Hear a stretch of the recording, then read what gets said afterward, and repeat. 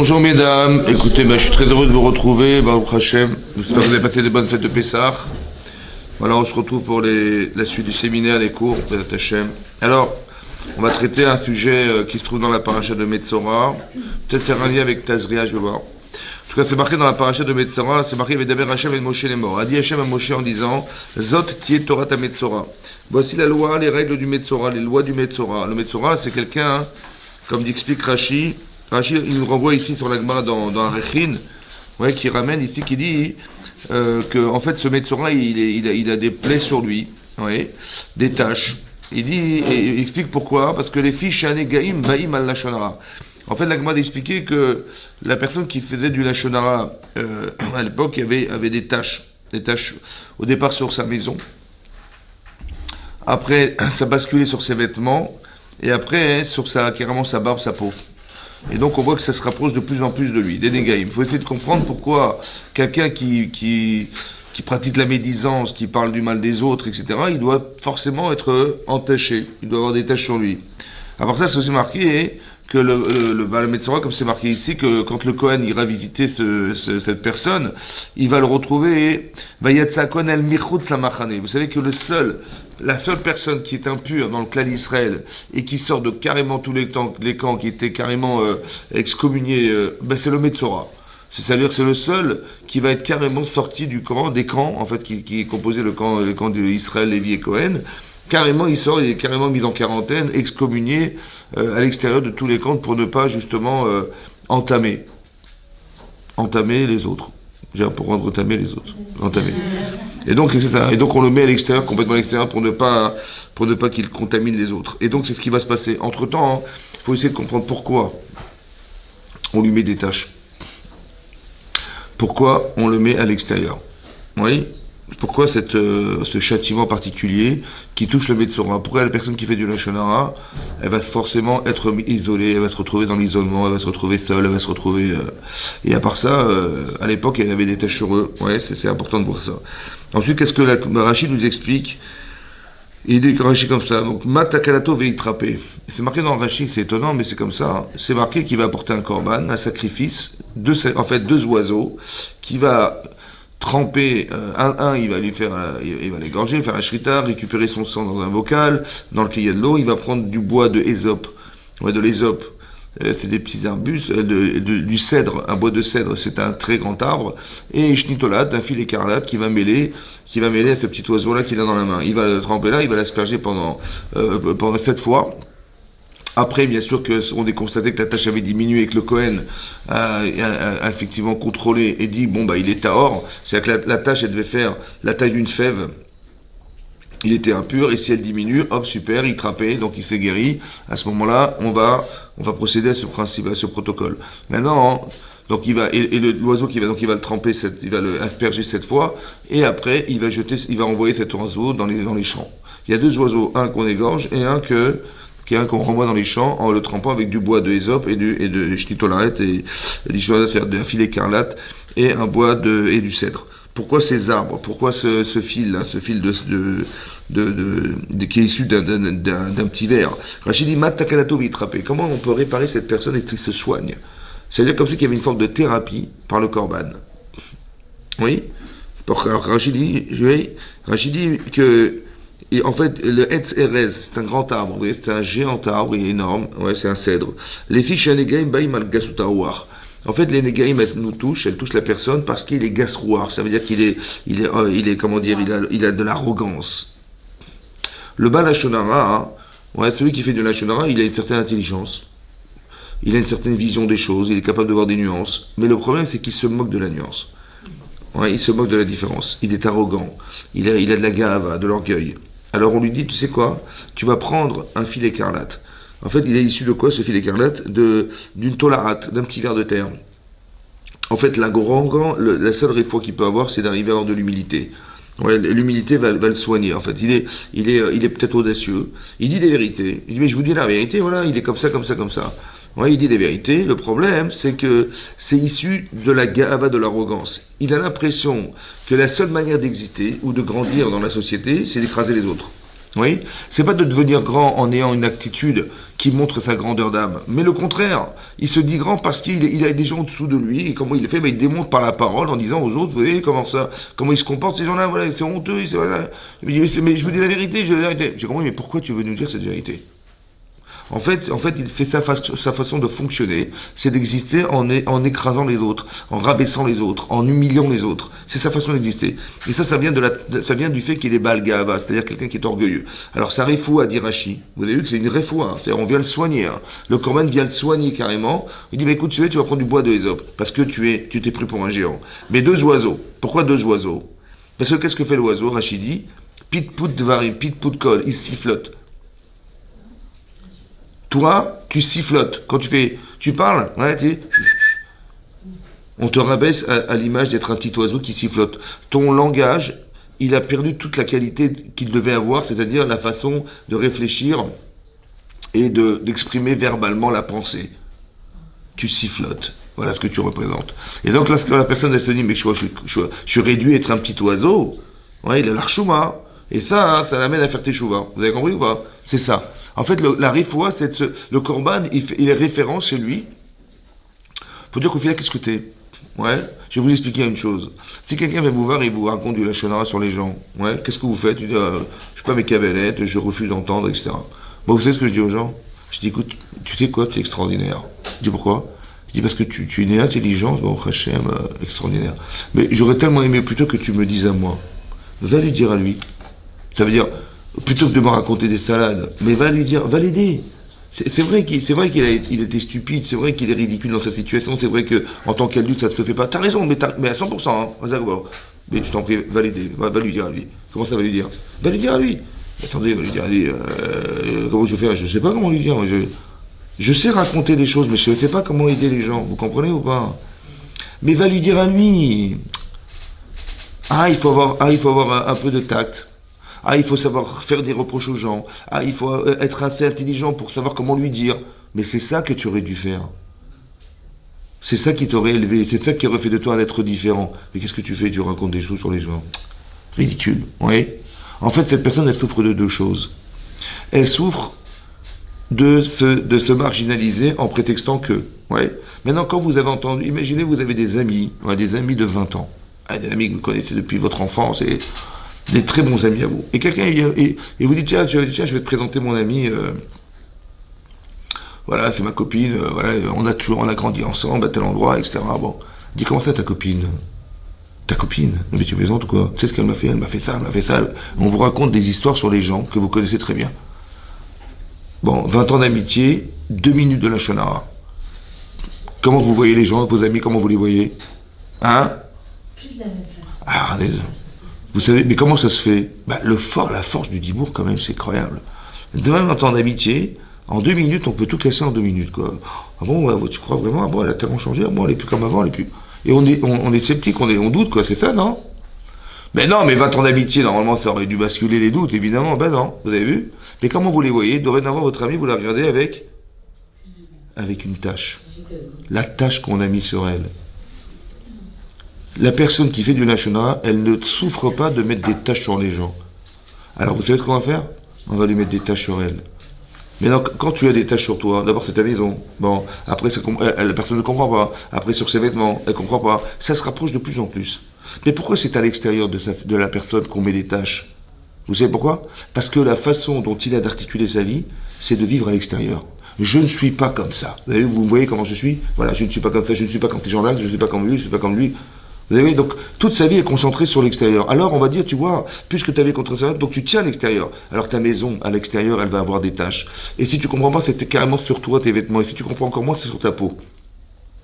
Mais quand tu verras sur ta peau des taches, qu'est-ce que tu vas faire? Tu vas cacher. Tu vas surtout pas vouloir qu'on sache que tu as des taches sur toi. Ça veut dire que tu vas souffrir d'avoir eu des taches sur toi. Pourquoi faire? Parce que si tu souffres d'avoir des taches, peut-être que tu vas souffrir d'en mettre. C'est à la conscience de savoir ce que je fais dans la vie. Manifestement, je ne l'ai pas, parce que je fais du lachonara. Je raconte des salades sur les gens, etc., et ça ne me dérange pas. alors je vais te mettre ces tâches sur toi. Et la rifoua, c'est de quoi? C'est comment comment on se soigne de ce problème. C'est que si tu as honte d'avoir eu des tâches sur toi, peut-être tu auras honte d'en donner et d'en mettre sur les autres. Peut-être c'est ça qui va se passer. Autant que quand tu parles du mal des gens, ben, qu'est-ce que tu fais? Ben, tu marginalises. Quelque part, tu rends solitaire, parce qu'il ne faut pas fréquenter ce genre de personnes, c'est ce que je vous ai dit. C'est ça le Balachonara. Il va vous raconter des choses sur les gens, en vous disant, de toute façon, c'est contagieux, ne vous fréquentez pas. Qu'est-ce que tu fais? En fait, tu ne souffres pas d'être seul. Puisque tu rends seul, tu isoles, tu sépares, tu divises. Ça, tu ne souffres pas de ça, puisque c'est ta fierté. Alors on va t'isoler. Et là, tu vas souffrir d'être seul. Et tu vas comprendre que ce que tu provoques, c'est ce que tu vis aujourd'hui. Ça veut dire que ce que la Torah préconise en disant tu vas avoir des tâches, autant qu'on va te mettre en quarantaine, c'est une façon psychologique de permettre à la personne de savoir ce qu'elle occasionne chez les autres. La souffrance d'être seul. Vous avez compris? Voilà. Et cette souffrance-là, elle est insupportable. Alors, Hachem, il fait voilà, on te met de côté et on te met des tâches sur toi. Badad Yeshef Michus Lamachane. Parce que c'est ce que tu fais, mon chéri. Tu isoles en dehors des... Tu isoles les personnes, tu les mets à part, tu les sépares des autres. Ce qui est mortel, ce qui est très dangereux. Alors on voudrait que tu le comprennes. Alors comment tu vas comprendre? C'est pas que tu as fait ça, on va te faire ça. Non, c'est pas le principe de dire ah tu as fait ça, ben on va te faire ça. Tu vas comprendre. C'est juste que la personne, elle n'est pas consciente de ce qu'elle fait. Alors la conscience, elle se construit par une relation comportementale. Il faut que tu vives la chose. Il faut que peut-être un jour tu aies souffert pour comprendre la souffrance. Il faut que tu aies été heureuse un jour pour comprendre que tu peux provoquer ce bonheur chez les autres. Mais c'est comme ça que ça marche. Il faut que tu le vives pour pouvoir le faire vivre. Alors on te dit, écoute, tu vas vivre dans la solitude. Tu vas te mettre en dehors, ça va te faire réfléchir. Indépendamment du fait que tu vas te sentir seul. Et la solitude, c'est une souffrance en soi qui est insupportable. Alors, si tu l'as vécu, peut-être que tu vas éviter de le faire vivre en isolant les autres. Vous avez compris? C'est ça. Donc la kapara, l'expiation de la faute de celui qui fait du lachon hara, c'est ça. C'est ce qui est marqué dans la paracha. C'est-à-dire que le piaillement, c'est révélateur que, au final, tu te résumes à être un petit oiseau. Mais je suis pas un oiseau. Au contraire, je suis quelqu'un tu fais du piaillement. Ton dibour n'a aucun sens. Il est vain. Il sert à rien. Comme les oiseaux qui piaillent. Il n'a aucune richesse en soi. C'est un sifflement. Vous avez compris? Il n'y a rien dans le langage. Mais toute la richesse du langage. Mais oui, mais je t'ai expliqué, voilà, je t'ai expliqué. Pour moi, pour la Torah, c'est un petit oiseau qui sifflote. Alors, il y a deux oiseaux. Il y en a un qui sifflote et un qu'on voyait dans les champs. À qui tu veux faire... en fait, il faut que tu fasses tes chouvas. Donc cet oiseau-là, tu l'élimines. Je veux plus de cet oiseau. Par contre, le deuxième qui parle et qui... Celui-là, il faut qu'il aille dans les champs. Celui-là, il faut qu'il parle. Il existe. Pas que tu dis, ah, maintenant, je vais arrêter de parler. Vous avez compris, il y a des gens qui disent, moi, je fais du lachonara, je vais m'arrêter de parler, je vais fermer ma bouche. Non! Celui-là, tu l'élimines. Essaie de plus être cette personne. Je ne veux plus je veux plus voir chez toi cette. Par contre, si tu veux te déplacer dans les champs et voir que tout peut exister, tu peux voir qu'on peut faire coïncider les personnes, ou alors que tu les divises, etc. Là, c'est ça que tu aurais aimé que tu fasses. Donc ce petit oiseau-là, il va dans les champs. L'autre, je veux plus le voir. Voilà, c'est ce que la Torah dit. Tu fais la shrita de cet oiseau, tu prends le sang, tu laisses là, etc. Pendant 7 jours, 7 fois, parce que 7 fois peut-être, c'est 7 jours, toutes les semaines, tu vas réfléchir et te dire que, au final, je vais arrêter de parler comme ça. Ouais. Très intéressant de voir que pourquoi la Torah met l'accent sur le lachon hara? Vous avez vu qu'on parle des lois essentielles dans la Torah. Oui, on a parlé du Beth Amikdash, du Mishkan, on a parlé des korbanot, on a parlé de Parat Shashmin, de ce qu'on peut consommer à consommer, ce qu'on peut mettre en bouche. Et là, on nous explique ce qu'on ne peut pas sortir de sa bouche.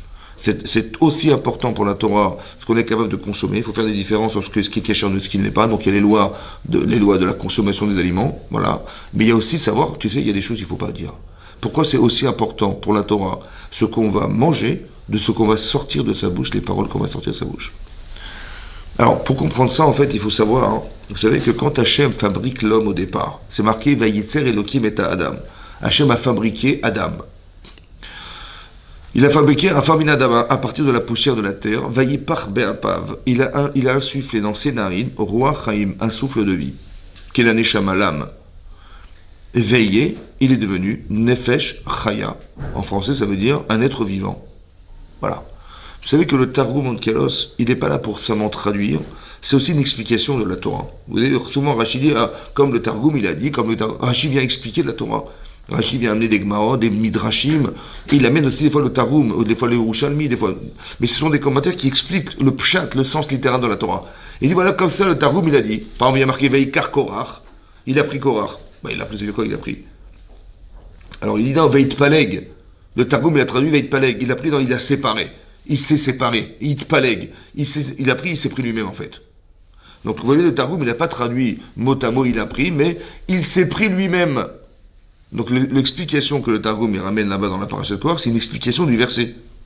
Maintenant, ici le Targum, comme il a traduit Nefesh Chaya, ouais, un être vivant, il a traduit Ruach Memalela, le souffle de la parole. Ça veut dire que nous sommes des êtres qui parlent. C'est ça la vie. Nefesh Chaya, il faut traduire Nefesh Chaya, c'est quoi un être vivant? Un vivant, c'est quelqu'un qui respire, quelqu'un qui voit, quelqu'un qui entend, quelqu'un... Il dit non. Quelqu'un qui est vivant, c'est quelqu'un qui parle. Vous avez compris? La parole fait vivre. Ça veut dire que si vous avez une neshama, d'où je sais que vous avez une neshama, parce que vous avez une capacité à parler. C'est-à-dire que là, la fusion du corps et de l'âme, la fusion des deux, c'est la parole. Il y a quelque chose de très puissant dans la parole, qui est l'expression de l'infini que nous portons en nous, qui s'appelle le neshama. Vous avez vu que c'est marqué dans les Pirkei Avot, marqué dans le Perek Rabishi, Be'asara ma'amarot nivra olam. Le monde a été créé par 10 paroles. C'est marqué 9 reprises. C'est marqué Vayomer Elohim, Vayor, il a dit Vayomer 9 fois. Mais là-bas, c'est marqué dans les commentaires du Perkei Avot que Bereshit bara Elohim, c'est aussi un Mahamar. Il a dit Bereshit, il a dit qu'il y a un départ. Il a dit qu'il y a la notion du temps. Maaseh Bereshit, c'est la création du temps. Oui? La création de l'espace. C'est ça, Maaseh Bereshit. Ça s'appelle un Mahamar, il a dit. Donc il a dit, vous avez vu que par la parole, Hachem, il crée le monde. Donc il y a quelque chose de très fort dans le dibour. Quand on dit qu'on a un Chelek Elokam Imal en nous, c'est-à-dire qu'on porte une partie divine de soi, d'où on le voit dans le verset, bah c'est simple. Parce que c'est marqué Vaïtzer Elokim. Hachem a fabriqué l'être humain. Mais d'un côté, c'est marqué Vaïvra Elokim et Adam, Betselem Elokim Baraoto, Zachar Onekava Bara Otam. Il y a marqué une fois qu'on a été fabriqué, et une fois c'est marqué qu'on a été créé. Bara, en hébreu, c'est de la création, c'est ex nihilo, il n'y avait rien. Il n'y avait que Hachem dans tout. Et Hachem, il a créé l'homme. Alors, il a créé l'homme ou il a fabriqué l'homme? Il est marqué qu'il a créé l'homme, une fois il est marqué qu'il a fabriqué l'homme. Alors on explique, non, ce qu'il a fabriqué, c'est le corps humain. Fabriquer, c'est à partir de matière. Il a pris la matière, il a pris de la terre, il a pris de l'eau, il a pris de l'air, il a pris du feu, et il a composé le corps humain avec. C'est une fabrication à partir d'éléments existants. Mais par contre, la Neshama, elle n'a pas été fabriquée, elle a été créée. C'est-à-dire qu'elle est créée parce qu'il y a quelque chose de divin en nous. Comment je sais? Parce que je parle. C'est-à-dire qu'il y a quelque chose de très très puissant dans la parole qui est l'expression divine de ce que nous portons en nous, qui est la Neshama. Donc c'est ça. Vous avez compris? C'est ça.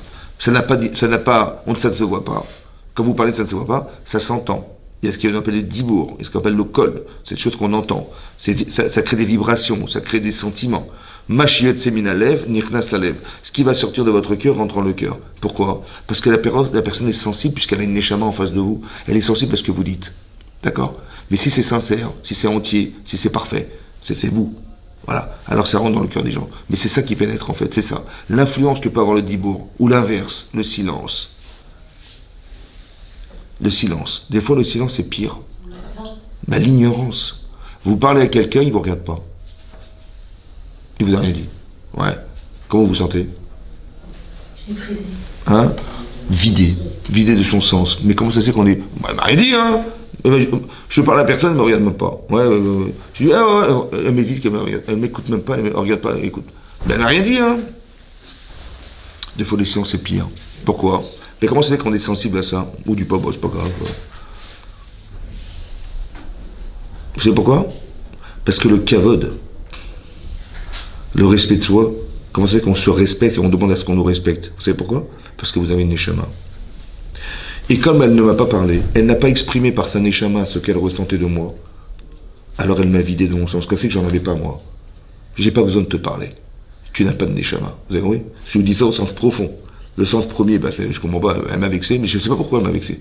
Pourquoi ça m'a vexé de ne pas écouter les gens, de ne pas être entendu par les autres? Pourquoi ça m'a vexé? Parce que tu m'as retiré tous les sens. Tu ne me parles pas. Vous avez compris? Tu ne parles pas. Tu ne dis rien. Et ton silence, il est effroyable. Parce que ça veut dire que si tu ne me parles pas, c'est que je ne suis pas un être humain, qu'on ne peut pas communiquer tous les deux. Vous avez vu quand Hachem, il s'est adressé à Adam Arishon, quand il a fauté, il a dit Ayeka, où tu te trouves? Et Rachid dit qu'il a juste voulu créer la communication. Parce que ça aurait été très difficile pour Adam Arishon qui a fauté de parler directement avec Hachem. Il dit où tu es? Il pose une question. Et c'est une manière d'introduire un discours. Vous avez vu? Mais c'est-à-dire qu'il a communiqué par la parole. Il a dit où tu es? Il dit, ben là je suis au Gan Eden, j'ai entendu ta voix, j'ai entendu tu t'es déplacé dans le Gan Eden. Il me dit, il dit, je suis nu, mais qui t'a dit que tu étais nu, etc.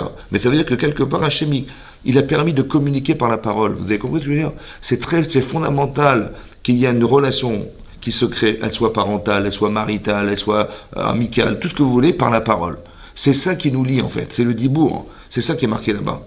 Le dibour. C'est-à-dire que je vais parler, oui, je vais dire des choses qui sont positives, qui vont construire la relation à l'autre, qui vont permettre à l'autre de se construire par la parole.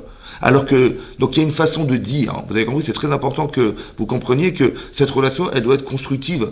Oui, avec mes enfants, avec mon mari, avec qui vous voulez, peu importe, en tout cas, il faut que ce discours, il puisse amener quelque chose de plus, mais pas quelque chose de rat. Le lachon hara, c'est un langage qui n'est pas bon.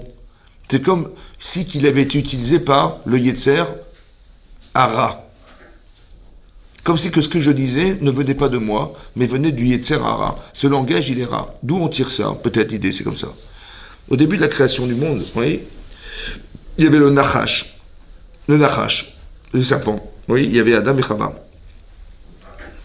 Ce Nachash, on le retrouve en fait. Où est-ce qu'on le retrouve? Vous avez vu que quand Hachem, il a demandé à Moshe Rabbeinu par Parashat Shemot d'aller sauver les Bnei Israël, qu'est-ce qu'il a répondu Moshe? Il a dit Lo yaminuli. Ça ne sert à rien de m'envoyer, ils ne me croiront pas. Qu'est-ce qu'il a dit Hachem?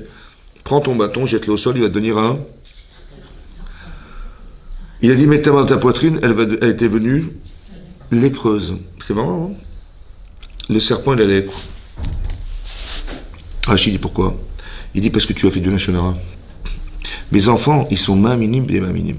C'est pas des croyants, ils sont carrément fils de croyants. Et tu dis qu'ils vont pas te croire, tu fais du lachon hara. Alors, tu verras, hein, tu dis t'as pas confiance en eux. Eh ben tu vas leur faire des signes. Quels signes? Tu vas leur montrer le bâton qui devient serpent. Le serpent, il a la langue qui est fourchée. Vous avez vu, elle est coupée en deux. Mais c'est quel serpent? Le serpent de la création du monde. Ça va? C'est lui le serpent en fait. Le lachon hara, c'est lui au départ. C'est-à-dire quelque part, il y a dans le langage quelque chose qui vient du serpent. Oui, qui est sous l'influence du serpent. Lequel? Le serpent originel du départ. La lèpre, c'est ça qu'on voit dans la Parashat Metzora, les taches. Tu mets des taches sur le cas Israël, ça va pas. Ils sont ma'aminim des ma'aminim. C'est ça qu'il faut dire Hachem. Oui, le serpent, c'est lui en fait, le serpent d'origine. Ça veut dire que le conflit qu'on va dire qui est originel de la création du monde au départ avec Adam, Chava et le serpent, et le fameux Nachash, c'est une histoire de lachon hara. Comme ça, du Zohar qui est du lachon hara. Oui. C'est pas du lachon hara sur lui-même? Sur qui? Parce que quand Moshe dit... Ils ne me croiront pas, ils parlent de eux. Moi, je peux être convaincant, mais ils ne me croiront pas. C'est-à-dire qu'il n'a pas confiance en eux. C'est ça que ça veut dire. J'ai toujours vu ça comme... Comme quoi? Lui, un doute de lui-même. Ça peut s'expliquer comme ça, mais il aurait dû dire je ne suis pas sûr de pouvoir y arriver. C'est pas ça qu'il a dit. Il a dit ils ne me croiront pas. Lo ya'aminouli. Vous avez des convictions, vous tombez sur quelqu'un qui est têtu borné. Bah, j'ai dit, têtu borné, j'arriverai pas à le convaincre. J'ai les éléments, mais c'est un mur. C'est un peu ça qu'il a dit. Lo ya'aminouli. Mais bien sûr qu'ils t'écouteront. C'est du lachon hara, ça veut dire que c'est même du mot chez moi. Ils t'écouteront, on va dire que c'est son minime. Donc ils vont croire ça. Ils ont entendu du Yosef, pas Kodifkod et le Kimetrem. Il a entendu que voilà, il faut dire pas Kodifkod. Donc ils sont au courant, t'inquiète pas, ils vont te croire. Ils croyaient qu'ils avaient un cœur qui était en pierre. En fait, ils n'ont pas un cœur en pierre, et donc tu pourras parler. C'est ce qu'il a dit. Mais comment tu vas parler? C'est ce que tu vas leur dire? Il dit Hachem. Tu vas leur dire, je m'excuse d'avoir dit du lachon hara sur vous. Vous imaginez ce qu'il a dû dire quand il a pris le bâton devenu serpent? Ça veut dire qu'il est en train de leur expliquer, je suis désolé de ne pas avoir eu confiance en vous. Excusez-moi. Et même la lèpre, c'est pareil. Vous avez compris ce qui va se passer? Ça veut dire que si tu ne crois pas le Hot Harishon, ils te croiront le Hot Acharon, mais ils vont te croire. Et sinon, tu prendras de l'eau, tu te transformeras en sang. Mais ça veut dire, vous avez compris ce que je veux dire, c'est que il a dû s'affirmer être le Moshiach chez l'Israël en disant, je suis désolé, j'ai pas eu confiance en vous. C'est extraordinaire. Et ils l'ont cru au départ? Oui, ils l'ont cru. C'est marqué qu'ils ont été ma'aminim. Ils ont cru. Il a vu les skenim et tout. Après, ça a marché. Mais ce que je veux dire par là, c'est que le Nachash, c'est le Nachash original. On va essayer de réfléchir au départ. Oui, qu'est-ce qui s'est passé? Oui, le premier lachon hara, le premier langage mal utilisé, on va dire. Oui. Qu'est-ce qu'il a fait le serpent dans la parashat Bereshit? Il a été voir la femme. Pourquoi il a été voir la femme? Oui, parce qu'il savait qu'elle était plus facilement, on va dire, que son mari, plus facilement influençable. Donc il a été la voir. Et il lui a dit, mais vous pouvez manger les fruits du Gan Eden. Quand c'est Rashi ramène, hein. Elle a dit, ouais, bien sûr, bien sûr, bien sûr. Par contre, celui-là, elle a dit, par contre, celui-là, on peut pas. Et Rachid dit qu'il a fait exprès le Nachash, lui dire, mais est-ce que vous pouvez manger les fruits pour qu'il introduise l'idée du Hetzadat. Elle dit, oui, on peut tout manger, par contre, celui-là, on peut pas. Il dit, pourquoi vous pouvez pas manger? Il dit, bah, c'est le Hetzadat, Tovara. Il dit, t'as pas compris, hein, que si tu le manges, tu vas être comme Elohim, tu vas créer des Olamot et tout ça. Regarde comme il est. Il y a marqué dans le texte, il est Tov, il est Ta'ava, il est Nechmad. Voilà les mots utilisés dans la Torah. Cet arbre, il est spécial, il est Tov, il est bon. Il est Ta'ava, il est plaisant. Il est Ta'ava, il est Nechmad, il est agréable. Tu verras que là, Vin ou Laski, tu vas dire une intelligence, tu vas devenir qu'Hachem. Il dit, pourquoi il nous interdit alors? Il t'a dit, parce que mais si tu manges, tu vas être comme Hachem. Mais tu peux pas. Tu comprends? Il a fait ça pour que tu sois pas comme lui. C'est pour ça qu'il interdit. Oh, mais nous, il nous interdit, on ne peut pas ni toucher, ni manger, on ne peut pas toucher. Ah, il a bousculé, elle a touché l'arbre. Il dit alors, t'es morte ou pas? Il dit non, alors, tu vois bien que j'avais raison. Donc si tu touches, tu ne meurs pas, que tu manges, tu ne mangeras pas. Il a réussi à l'amadouer dans cette histoire-là, le lachon. Mais c'est un lachon hara. C'est un langage, en fait, qui est contraire à la Torah. Aux valeurs du judaïsme. C'est le contraire. Hachem, il t'a dit non. Elle a mangé. Maintenant qu'elle a mangé, qu'est-ce qu'elle a fait? Elle a dit, mais elle se savait, elle a compris qu'elle allait mourir. Et que son mari, il allait rester vivant. Et donc, bah, pour que le monde continue à être monde, il va falloir qu'on lui trouve une nouvelle femme. Et ça, c'était pour elle insupportable. C'est ce qui a marqué dans Rachi, hein. C'est marqué dans Rachi ce que je vous dis. Et donc, elle a dit, il faut qu'il meure avec moi. Et elle l'a convaincu ou pas? Mais non, je lui dis un truc comme ça. Vous êtes Adam Arishon. Hachem vous a dit, il ne faut pas manger du Hetzadat. Et si tu manges, tu meurs. Par contre, si tu ne manges pas, tu restes éternel. Donc c'est Hachem et c'est l'éternité. Et sa femme, elle lui dit, c'est sa femme, et c'est, dans le doute, il va mourir. Oui ou non? Oui ou non? Elle a réussi à le convaincre ou pas? Hachem, sa femme, l'éternité, la mort. Il a choisi sa femme et la mort au détriment de Hachem. Elle avait un corps à divour ou pas? Énormissime! C'est marqué dans la Gemara dans Kiddushin. Un Sarah cabine, il y a 10 cabines, 10 mesures de paroles qui sont tombées dans le monde. Les femmes en ont pris 9. Et les hommes en ont pris vieux. On en a pris 1. Pas des cabines d'essayage, hein. Des cabines, des mesures de paroles. C'est-à-dire que la femme, elle a un corps à dibour, mais extrêmement puissant, quoi. Vous savez qu'on a créé, quand on a fabriqué l'homme, Adam, il avait 2 facettes. Une partie féminine, une partie... Quand Hachem il a façonné Adam, il a fait d'abord la partie femme ou la partie homme? Hein? Comment? C'est quoi Adam? Adam, c'est un être double. La preuve que c'est un être double, c'est que quand Hachem il a séparé la partie féminine de l'homme, il a dit elle s'appellera Isha, qui met Ish Lukachazot, parce qu'elle a été prise de Ish. Mais depuis quand il s'appelle Ish, lui? Il s'appelle? Pourquoi il a dit Ish? Il dit elle s'appellera Isha parce qu'elle a été prise de Ish. Je sais pas, depuis quand tu t'appelles Ish? En fait, il s'appelle Adam quand il est jumelé. Quand il est jumelé. Mais non, quand Hachem il a créé, il s'arrête à Adam. Donc il a créé la partie masculine féminine, mais il a créé d'abord la femme ou l'homme dans le dessin de ce qu'il a fabriqué. Alors, le Maharal de Prague, il dit comme ça. Vous avez vu dans la parashat Tazria, c'est marqué là-bas, au Doronda Bissimai, il y a marqué que de la même manière qu'on a créé d'abord les animaux avant qu'on ait créé l'homme, dans la parashat Shmini, on a parlé des lois des animaux, de la consommation des animaux avant celui des hommes. Quels hommes? Parashat Tazria, Metzora. Ouais, Tazria. La Shmini, il y a parashat Shmini, etc. Donc on voit qu'il y a une ordre chronologique, les animaux après l'homme, les animaux après l'homme. Et là on a vu les lois de la femme. Isha Ketazri Avial Dazahar. Alors, si une femme elle accouche, alors elle a des halakhot particulières, elle est tmea Shivat Yamim, elle peut pas aller dans le Beit HaMikdash pendant 33 jours, etc. L'homme n'a korban, les lois des femmes. Et après la parashat Metzora, et après on parle du Metzora dans la même parashat Tazria. Donc on voit qu'on a fait devancer la parashat de la femme avant celle de l'homme. Le Maharal de Prague, sur la parashat Tazria, il dit de là j'apprends que la femme a été fabriquée avant l'homme. C'est pour ça que la femme elle a une maturité plus précoce que son mari. C'est pour ça que la bat mitzvah à 12 ans, il dit, et pas à 13 ans comme son mari. Parce que la précocité vient de la fabrication. On a fabriqué la femme et après on a fabriqué l'homme. C'est ça qui est marqué là-bas. Dans le Yitzhirat à Adam, d'abord on a fait la face féminine et après la face masculine. D'accord? Et cette maturité, le fait que ça soit plus précoce, c'est révélateur de la précocité de la femme à l'homme. Elle est plus consciente, elle a une binatité, une sensibilité particulière qui lui a été donnée parce qu'elle a été fabriquée numéro un. Fabriquée numéro un. Dites bravo. Bravo. Fabriquée numéro un, c'est incroyable. Fabriquée numéro un. Mais là, ce que je vais vous dire, c'est ça. Mais là, on voit qu'elle a un corps à Dibour. Mais malheureusement, elle a utilisé dans l'intérêt de défendre ses intérêts personnels. Vous avez vu? C'est ça le rat. Le rat, c'est quoi? Le Yetzerara. On dit qu'un enfant, il est raminé ou rave. C'est quoi le mal? En fait, le mal, c'est de s'enfermer dans un égoïsme profond et de n'exister que par soi-même. C'est-à-dire de vouloir utiliser ce qui existe dans l'intérêt de soi. C'est ça le mal. Le tov, c'est de partager ce que nous sommes. Vous voyez? Quand Hachem va y avoir Hachem qui tov, Hachem, qu'est-ce qu'il gagne de ce qui crée? Rien. Par contre, il fait vivre. Ça s'appelle tov.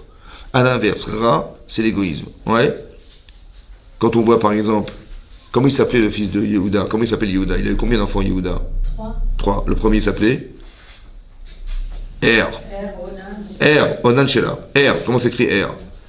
Aïn Resh. Il était Ra. Béné Hachem. Vous avez vu? Dans son nom, il y a du Ra. C'est quoi le Ra? Ra, Rachid expliquait que quand il a épousé sa femme, il voulait surtout pas qu'elle tombe enceinte. Parce que si elle tombe enceinte, elle va pas être aussi jolie que si elle n'était pas enceinte. Alors il est avec elle sans pouvoir avoir d'enfant. Ça va? Voilà ce qui est marqué. Et ça a déplu Hachem. Il était Ra. C'est quoi Ra? Ra, c'est égoïste. Ra, c'est de ne pas souffrir. Cette femme, elle n'aura jamais d'enfant. Elle ne sera jamais mère de sa vie. Vous avez compris pas? C'est ça, Ra. Ra, c'est l'égoïsme. Pense à toi. Ne pense pas aux autres. C'est ça, Ra. Yetzer Ra. Il y a une créature, Ra, qui est en nous, qui ne fait que penser à soi. Tu ramènes la couverture à toi toujours. C'est ça. Tu te fiches. La Shonara. Je vais dire des choses sur les autres pour dire que, vous voyez, on n'est pas comme ça. Je renvoie, en fait, j'utilise ce qui existe au détriment de ce qui existe, mais dans l'intérêt de se valoriser. Vous avez compris ce que je veux dire? C'est ça qui est rare. C'est pas ça qu'il faut que tu fasses. C'est si tu es intelligent, tu utilises cette intelligence au service de, et pas contre eux. Vous avez compris? Voilà. C'est ça. Mais vous avez vu qu'il y a eu un problème de dibour entre le Nachash et Chava, un problème de dibour entre Chava et son mari, et un problème de dibour entre Hachem et Adam Arishon. Quand Hachem lui dit, mais pourquoi tu as mangé du Etzadat? Il dit, mais c'est Aïcha, Asher Natata, il m'a dit. Mais c'est la femme que tu m'as donnée qui m'a fait fauter. Comme si qu'il avait dit, mais c'est de ta faute. Si j'avais pas eu cette femme, j'aurais jamais fauté, c'est de ta faute. Il a renvoyé sur elle. Et sur lui aussi, sur Hachem. Il était Kafouï Tova, comme ça dit Rashi. Il n'a pas reconnu le bienfait qu'Hachem lui a proposé cette femme. Il a retourné cette chose contre Hachem. Lachonara, un dibourra. Vous avez compris? Au lieu de dire, je m'excuse et tout ça, pardonnez-moi. Finalement, il a fait Teshuvah. Pendant combien d'années il a fait Teshuvah d'Amarishon? 130 ans de sa vie. Mais qu'est-ce qu'on fait quand on fait Teshuvah? On fait le vidouille. On répare le mauvais dibour en disant, ah, je m'excuse, pardonnez-moi, je prends sur moi de ne pas recommencer, je regrette, etc. Je dois le prononcer. Comment dire, le vidouille se prononce, il ne se pense pas. Quelqu'un qui pense le vidouille n'est pas quitte de la mitzvah de vidouille. Il faut dire, comme c'est que de dire, c'était réparateur d'avoir mal dit. J'ai dit à Hachem, c'est ta faute. J'ai dit à Hachem, c'est la femme que tu m'as donnée. Vous avez compris ce qui se passe? Alors je vais réparer mon dibour. Je vais faire pardon. Je dis, je m'excuse, je pardonne. Je me fais pardonner autant que je prends sur moi de ne pas... Mais je dois l'exprimer. Je dois réparer mon lachon. Ce dibour-là, il doit être réparé par le fait de reconnaître qu'au final, j'ai eu tort de dire. Vous comprenez ça? Vous avez compris? Les 130 ans, c'est pour réparer ce qu'il a dit ou ce qu'il a arrangé? Bah, ce qu'il a fait, ce qu'il a dit. A priori, mais quand on regrette ce qu'on a fait, on doit l'exprimer. Donc il y a les deux. Il y a à la fois je regrette d'avoir été cette personne, et à la fois je dis je m'excuse, ou je m'excuse auprès d'Hachem, ou je me rends compte, je prends conscience en m'entendant dire, mais comment j'ai pu faire ça? Par rapport à l'ingratitude. Ben oui, parce qu'il a dit Hachem, c'est la cause de sa femme. C'est marqué dans la Torah aussi, c'est marqué. Qu'est-ce qu'il a dit à Adam? Hachem, qu'est-ce qu'il a dit à Adam? Kishamarta l'école ishter. Parce que tu écoutais la voix de ta femme. Ve'achalta, et tu as mangé. Mi etzadat, tovara, asher tziviti chalbilti achol. Alors que je t'avais interdit et ordonné de ne pas le manger, arura adama, la terre sera maudite. Ça va? Voilà ce qu'il a dit. Pourquoi il a introduit la voix de sa femme? Il aurait dû dire, parce que tu as mangé du etzadat que je t'avais ordonné de ne pas consommer, tu l'as mangé, bah, la terre sera maudite. La faute, elle entraîne la malédiction. Ouais? Qu'est-ce que ça a à voir avec sa femme? Il dit, parce que tu écoutais la voix de ta femme. Mais non, ça c'est la conséquence. Oui, mais ce qui compte, c'est pas ce qui est. C'est quand vous rentrez dans la chambre des enfants, il dit bon, vous arrêtez de parler. Il dit c'est pas moi, c'est lui qui me parle. Je dis bah si tu réponds, c'est que tu es d'accord. Donc il fallait simplement dire, il faut que tu t'arrêtes de parler. Ne prétexte pas, oui, mais c'est de sa faute, il m'a parlé. Pour Hachem, il a dit, ah, mais c'est à cause d'elle qu'on a l'impression que c'est à cause d'elle, quoi. Parce que tu as écouté la voix de ta femme, il fallait pas l'écouter. D'accord? Il a dit, il fallait pas que tu écoutes la voix de ta femme. Ça veut dire quoi? Ça veut dire qu'elle a réussi, émotionnellement, à te rentrer dans l'intérêt de consommer. Mais c'est parce que tu as été d'accord d'écouter sa voix. On va dire comme ça. Sa femme, elle était émotionnelle. Donc le Sarah, il va la voir, il dit, écoute, regarde, c'est passionnant, c'est machin, tu vas... Par des émotions, il va la pousser à manger du Etzadat. Mais l'homme, il est plus rationnel. Il n'est pas dans les émotions. Pas vraiment dans les émotions. Or, s'il avait été un homme, il aurait dit à sa femme, ma chérie, tu vas trop loin. Tu es prise par tes émotions. Il ne faut pas rentrer là-dedans. Tu t'es trompé. Hachem dit, tu as écouté la voix de ta femme, tu n'as pas été un homme. Tu aurais pu l'aider, et tu ne l'as pas aidé. Vous avez compris? Tu aurais pu l'aider en lui disant, mais là tu vas trop loin. Toi qui n'es pas émotionnel, tu aurais dû être un homme. Seulement tu as écouté la voix de ta femme, tu as écouté la voix émotionnelle de ton épouse qui t'a fait perdre ton identité masculine. C'est ça qu'il est en train de lui dire Hachem. Car que tu as écouté la voix de ta femme, tu n'aurais pas dû l'écouter, ça veut dire tu aurais dû être un homme à ce moment-là. Un homme, ça veut dire quoi un homme? Ça veut dire quelqu'un qui n'a pas les émotions de son épouse, ouais, et de dire, c'est comme une femme, elle ne voit pas les choses de la même manière qu'un homme, vous avez compris? Quand vous voyez une araignée, elle est comme ça, alors que nous on la voit comme ça. Quand une femme elle n'est pas sécurisée, elle dit tu peux m'accompagner, je t'en prie. Elle a des fragilités que son mari doit combler. Se sentir accompagné, ça rassure. D'accord? Ben là, hein, il n'a pas rassuré son épouse puisqu'il a écouté la voix de sa femme. Il a écouté toutes les émotions qui l'ont influencé au point de manger du Etzadat. On ne peut pas dire aussi que lui, quand il lui a donné l'information qu'Hachem lui a dit, il ne lui a pas bien transmis. Il y a une opinion comme ça aussi, c'est vrai. Mais dans Rashi, c'est Mashmak, c'est elle qui l'a dit. De Rashi, dans la paracha, c'est elle qui a dit je n'ai pas le droit de consommer autant que je n'ai pas le droit de toucher. C'est elle. Parce qu'elle a dit, ça veut dire quoi pas manger? Ça veut dire on peut pas manger sans toucher. Donc elle a dit, si je peux pas manger, c'est que je peux pas toucher non plus. Vous avez compris, c'est ça. Et donc, soit on prend comme une xéra qui s'était imposée ou qu'il avait imposé à son épouse, soit c'est pris comme quelque chose qui est logique. On peut pas manger sans toucher. Et donc elle a dit, si tu touches, tu manges pas, tu meurs pas, c'est qu'il n'y a pas de problème. Vous avez compris, c'est comme ça qu'il a embrouillé. Le Yitzhara, il nous embrouille dans une façon moutarette de vivre pour nous introduire dans du Issour. Vous avez compris? On n'est pas surprise de voir ce qui nous arrive parce que pour autant c'est moutard. Donc c'est permis. Et après, hop, on nous introduit dans du Issour. Vous avez compris? C'est comme ça que ça marche. Mais ce que je veux dire par là, c'est que, encore une fois, le dibour. Vous avez vu ce qui s'est passé? Voilà, le dibour. Il a mal parlé. Et pourquoi c'est tellement important le dibour? Parce que tout ce qui nous différencie des autres êtres, c'est la parole. Hachem, il crée par la parole. Lui, il crée de rien, mais nous aussi, on fabrique, on crée des relations comme ça humaines par la parole. Ça veut dire qu'il y a quelque chose de très très puissant qui s'appelle dire, parler. Ouais, utiliser, vous savez, on prie par la parole, on étudie par la parole, etc. Ce sont des choses qui créent des liens avec Hachem, mais ça se passe par le dibour. À Pessah, on a dû raconter à nos enfants la sortie d'Égypte. On n'a pas mis en image, on dit regardez les images. Non, il faut raconter à nos enfants. Il y a quelque chose de puissant dans la communication qui s'appelle dire, parler, communiquer par la parole. On transmet des valeurs. Vous savez pourquoi c'est comme ça? Parce que la différence à l'image. Quand vous avez vu l'image, en fait, qu'est-ce que c'est que l'image? L'image, c'est le résultat de la pensée. Je m'explique. Quand vous avez compris, on vous parle. Vous avez compris ou vous n'avez pas compris? Qu'est-ce que vous dites? J'ai pas compris. Non, vous dites, je ne vois pas ce que tu veux dire. Je dis, je vois pas ce que tu veux dire. Il n'y a rien à voir. Pourquoi? Parce que ce sont que des ondes. En fait, non. Quand vous parlez à quelqu'un, ouais, il faut qu'il soit capable de mettre en image la parole. C'est-à-dire, il y a la façon théorique des choses. Quand c'est trop théorique, vous avez vu, quand c'est trop théorique, on ne comprend pas. Je dis, ouais, je vais te faire un machal. Le machal, ça permet de remettre en image la théorie qui était utilisée dans le nimshal. J'ai pas compris. Alors, je vais te raconter une histoire. Machal. Voilà. Elle dit, ah, d'accord, c'est ce que tu veux dire, j'avais compris. J'ai pas compris. Pourquoi, en fait, j'ai besoin de faire un machal? Pourquoi j'ai besoin de mettre en image? Vous savez pourquoi? Parce que votre cerveau, il fonctionne par image. Quand vous avez compris, vous voyez. Et quand vous ne comprenez pas, vous ne voyez pas. Je n'arrive pas à mettre en image ce que tu dis. Maintenant, si la pensée crée des images, et que l'image n'est que le résultat de la pensée, donc si vous voyez l'image, est-ce que vous avez besoin de réfléchir? Non, c'est ça le danger de l'image. C'est qu'on veut nous empêcher de penser. Quand tu as vu, de toute façon, ce que tu vas voir sera toujours plus beau et magnifique que ce que tu vas penser. C'est vrai. C'est ça le danger de l'image. On veut nous empêcher de réfléchir, en fait. Parce que le résultat de ce que tu vois, c'est ce que tu aurais dû penser. Mais tu n'as pas besoin de réfléchir, tu l'as devant toi. On voudrait nous empêcher de penser. D'accord? La Torah dit non, je veux pas d'image. Je veux pas de célèbre, je veux pas d'image. Par contre, je veux que tu parles. Il faut que la personne elle soit capable de mettre en image. Alors tu vas raconter à tes enfants jusqu'à ce qu'ils soient capables de comprendre et de mettre en image. Et c'est comme ça que tu vas construire des êtres pensants. Par la parole. À la différence de l'image. Vous avez compris? Il faut que tu racontes à tes enfants. Et il faut que tu leur racontes et que tu sois capable de leur faire mettre en image. Qu'ils arrivent à eux voir l'image et pas que toi tu imposes l'image. Surtout pas, surtout pas. Il faut que la personne elle soit réfléchie, pensée, qu'elle ait des questions, elle soit interrogative. On fait tout un scénario pour justement faire en sorte qu'il y ait une interrogation, il y a un éveil. La question. S'il vous plaît, est-ce que c'est pas un problème par rapport à ça de montrer des images des Havot et Imaot qui dans des scènes qui sont celles de la Torah, parce qu'on fige en fait l'enfant, il s'imagine. Alors, pour répondre à ça, ouais, c'est vrai. Alors, je vais répondre à ça. On a des images de tzadikim, on a plein de choses. La différence, elle est comme ça.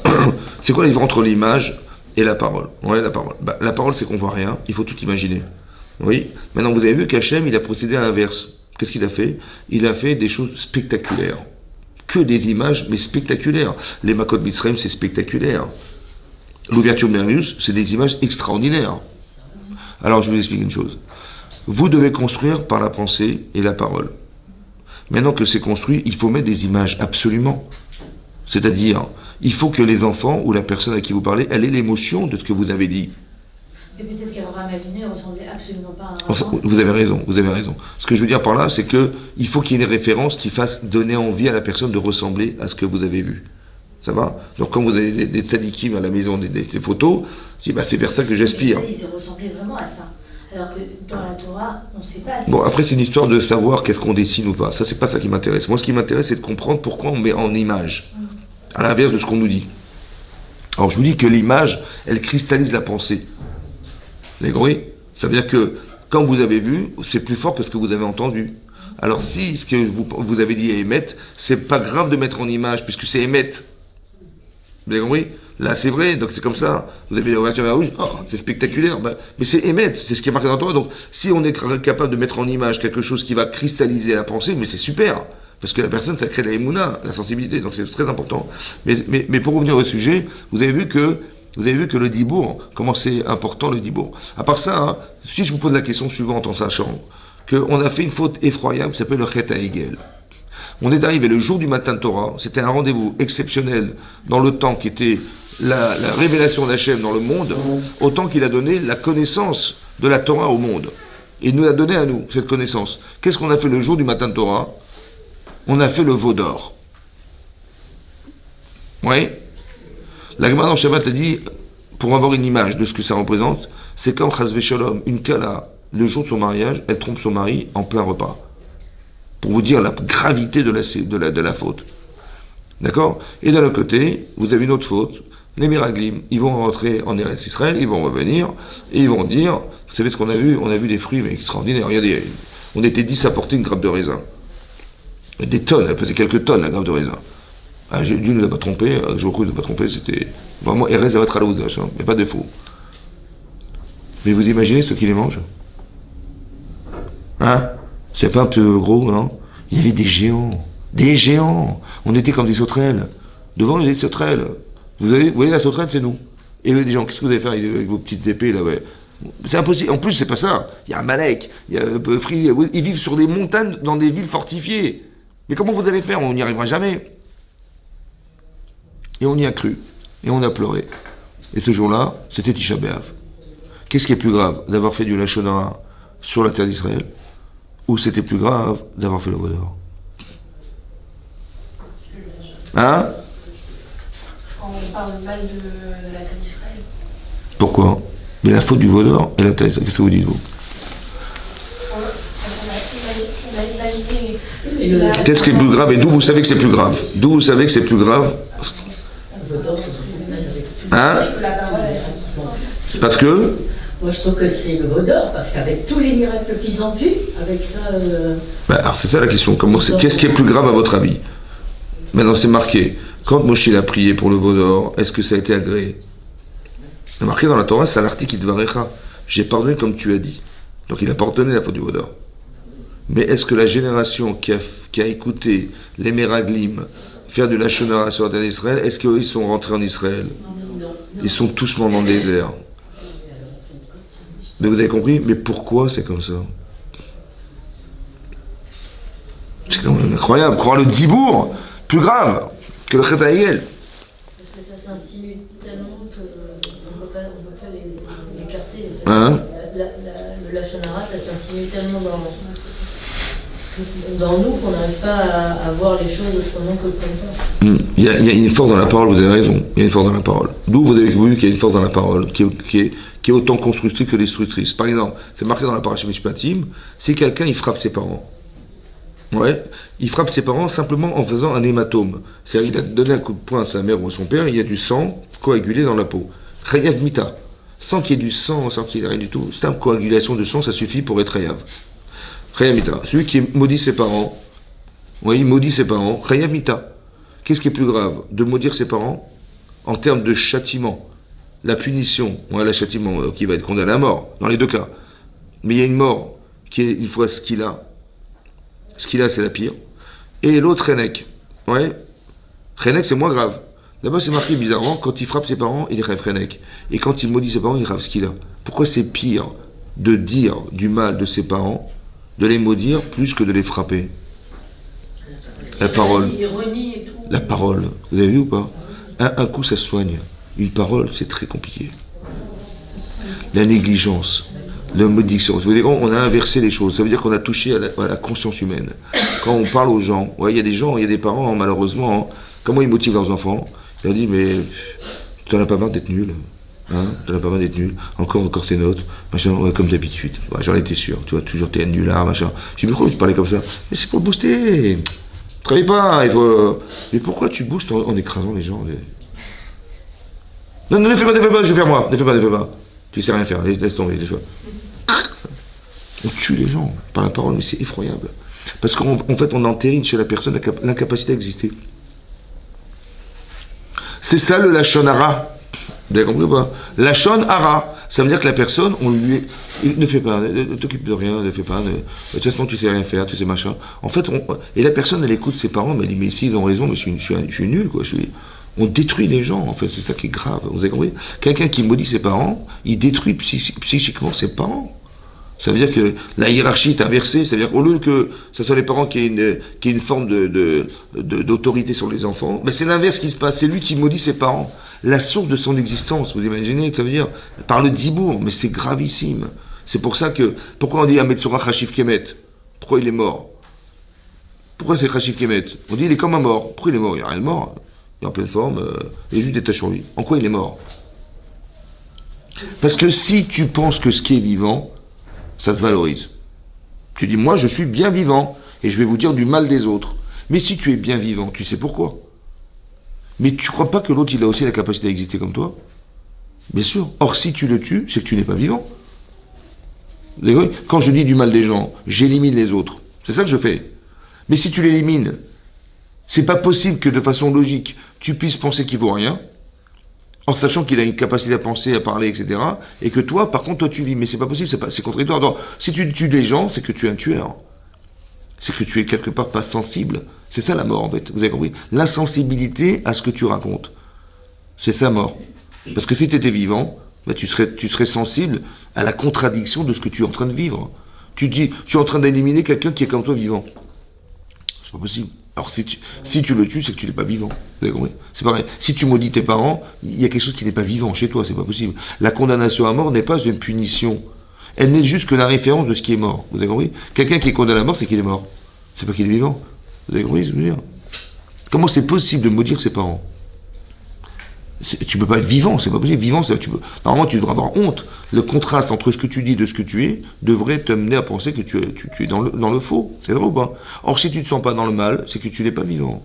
Vous avez compris, c'est ça, vivant. Et c'est pour ça qu'il faut faire très attention à son libour, parce qu'il y a une force dans la parole qui est très très puissante, qui vient d'un neshama. Il faut surtout l'utiliser dans le sens positif de l'existence et pas dans le sens inversé, de détruire avec sa propre parole. C'est ça le Lachon Hara. C'est un lachon, c'est un langage qui vient de quelque chose de mauvais.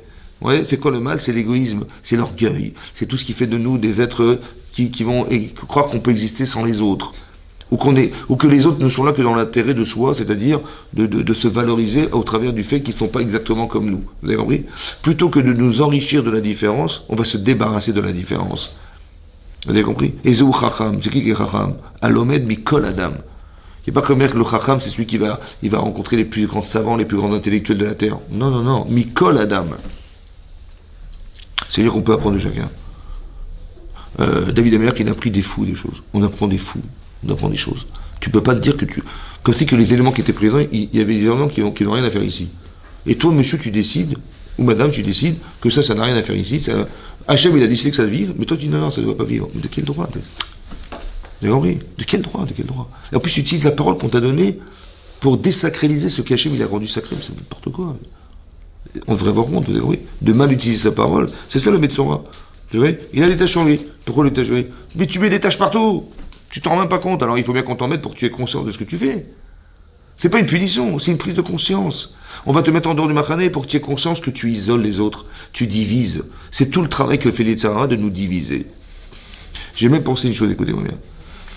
Le Lachon Hara qu'ont fait les Miraglim. Bon, on dit il a fait un Lachon Hara sur la terre d'Israël. C'est vrai? Il dit c'est que de la terre. Comme les gens, ils défendent leur patrie au prix de leur vie. Tu défends quoi? Mais qu'est-ce qui est plus important que la vie? J'ai pas compris. Quoi, la terre, c'est plus important que la vie? La terre, la frontière, plus important que ta vie? Qu'est-ce que tu défends quoi? Vous avez compris? Mais ta vie, elle déménage. Ils sont plus forts que toi. Ben, tu vas renoncer à faire la guerre pour sauver ta vie, la vie de tes enfants, ta femme, tes enfants, et tu t'en vas. Non, non, non, ma patrie, on va défendre la patrie au prix de notre... C'est n'importe quoi. On dirait qu'ils ont mal compris ce qui avait marqué à propos des Meraglim. Je vous explique. Hachem, il a voulu résider dans le Mishkan. Il fallait qu'il ait un makom où il réside. Il a voulu résider en Eretz Israël. Il a voulu résider à Yerushalem en particulier. Il a voulu résider à Yerushalem, mais dans le Beth Amikdash en particulier. Hachem, il veut résider parmi nous. Il veut être avec nous. C'est ça qu'il veut. C'est le but, en fait. Maintenant, quand les Meraglim, ils ont fait du Lachon Hara, ils ont empêché les Bnei Israël de rentrer. Mais s'ils empêchent les Bnei Israël de rentrer, il n'y a pas de Bnei Israël dans le clan Israël, il n'y a pas de Bnei Israël en Israël, il n'y a pas. Alors Hachem, il peut résider? Non. Alors en empêchant les Bnei Israël de rentrer, ils ont empêché Hachem de résider. C'est ça qui est grave. C'est pas de dire du Lachon Hara sur la terre. C'est d'avoir fait que les Bnei Israël ne sont pas rentrés. C'est pour ça que ce jour, il est devenu, dans le calendrier hébraïque, une date catastrophique, puisqu'il y a eu le 9 Av, les Korbanot, etc. Vous avez compris? C'est une date qui aurait dû être une date exceptionnelle, elle devenait une date. Pourquoi? Parce qu'on l'a rendue mauvaise. C'est l'homme qui a fait que cette date, en fait, elle est devenue... Mais de quelle manière? En arrivant à convaincre les Israël de ne pas rentrer en Israël. C'est ça le dibour ra. Vous avez compris? Au lieu d'encourager, comme ils avaient essayé qu'elle avait bénéficié, ils disaient, mais non, on va gagner la guerre, ne vous inquiétez pas, etc. Mais on n'y arrivera jamais. Donc, lui, il avait une façon positive de booster les gens à pouvoir entrer en Israël. Et lui, il a fait l'inverse. Mais qu'est-ce qu'on voulait, en fait? On voulait qu'Hachem, il se réside dans le monde. Et c'est ça qui a été occulté parce qu'on a dit du Lachon Hara. Le fameux langage qui aurait dû nous convaincre et qui nous a découragés. Vous avez compris? Il faut utiliser, une femme, elle a une force dans la parole. Oui, il faut qu'elle ait un langage positif, il faut qu'elle encourage, il faut que... C'est ça le corps d'une femme. C'est ça le corps d'une femme. À l'inverse de ce que Chava a fait avec son mari, il faut que nous, on soit inversés, qu'on inverse telle chose. On a un corps, utilisons-le au service d'eux et pas contre Hachem. Et c'est pour ça que il faut tout le temps être positive, il faut tout le temps encourager les enfants, il faut encourager son mari, il faut lui donner des forces par la parole, de l'existence. Vous avez compris? Quand vous parlez aux gens, vous faites exister la personne. Quand vous ignorez la personne, eh ben, vous détruisez la personne. C'est pour ça qu'il faut faire attention d'avoir toujours un regard, de toujours faire attention, d'être toujours dans l'humilité. C'est ça qui est marqué ici, vous avez compris? D'être dans l'humilité, dans la faculté à se dire, mais qu'est-ce que je peux faire de mon dibour? Comment je vais l'utiliser? De réfléchir avant. Évidemment qu'il faut positiver, la Torah c'est un livre d'enseignement, de dire il y a eu des erreurs qui ont été faites, ouais, le Nachash il a influencé en négatif, Chava elle a influencé son mari en négatif, lui il a négativé la relation qu'il avait avec Hachem, par le dibour. Alors on n'est pas dans ce programme. Nous on veut, à l'inverse, utiliser, on étudie la Torah, on étudie les valeurs, on enseigne les valeurs, on réfléchit. Qu'est-ce que je vais dire avant de parler? Est-ce que c'est le Lachon Hara qui vient du Yetzer ou c'est Lachon Atov? Je ne sais pas, il faut que je réfléchisse avant. Vous avez compris? Il y a des stupidités qu'on est capable d'exprimer parce qu'on croit que c'est la bonne solution, mais c'est stupide de croire que tu vas booster tes enfants en les coulant. Vous avez compris? C'est ça. Et donc c'est arrêter de faire ça, il faut arrêter de faire ça. Il faut au contraire booster des enfants, il faut booster ses parents, son mari, et il faut se booster soi-même, et il faut entendre des encouragements, et c'est ça qui nous donne envie, et c'est ça qui nous encourage à pouvoir continuer par le dibour. Mais Chazak.